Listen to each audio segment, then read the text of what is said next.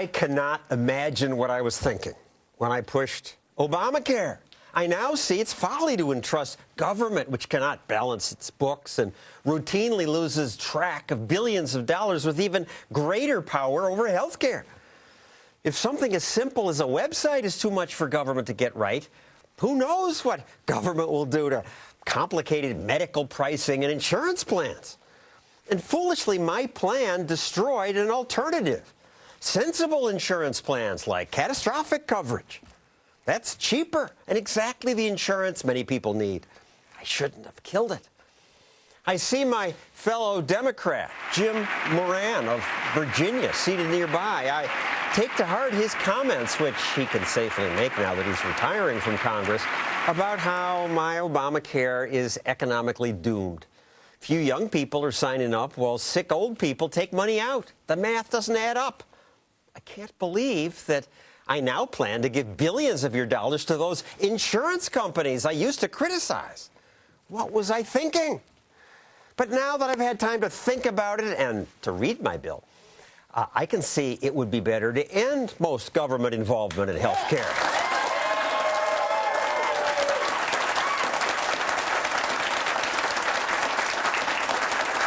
Let people shop around. The free market will serve them better. It always works better than government and everything else. Why would health care be different? In fact, let's see if I can revise other items in my agenda so they work better for consumers.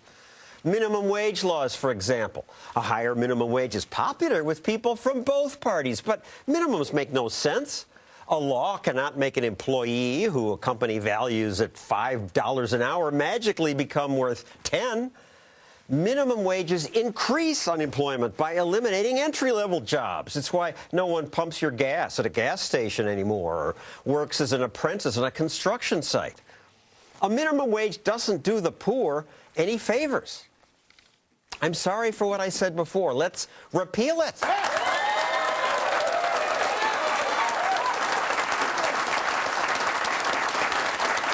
In fact, let's take a cue from our friends in Australia and create a holiday we'll call Repeal Day. Repeal some of the thousands of rules that, well-intended or not, are a big reason our economy has not grown. Americans are now afraid to try things. We should have a Repeal Day every week.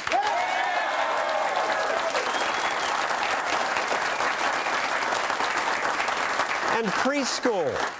This new plan, let's get the feds out of the preschool business.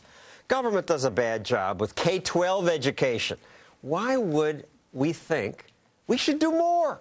My education department funded studies of Head Start, and we were astounded to learn that they have no effect. It's insane to do more of something that our own research shows doesn't work. Education should be left to local governments and parents.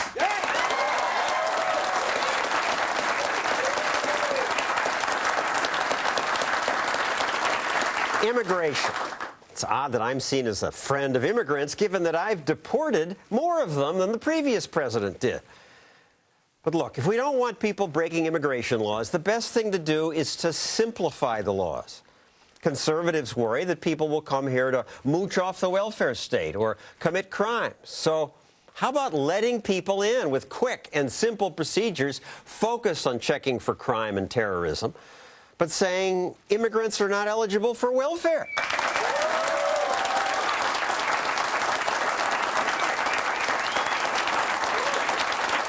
Finally, drug laws. Look, I use marijuana and cocaine, and I got elected president.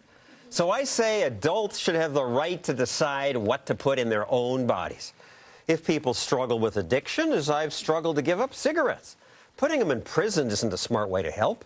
And I've been a hypocrite for locking people up for doing what I did. Let's legalize drugs and end the futile and violent drug war.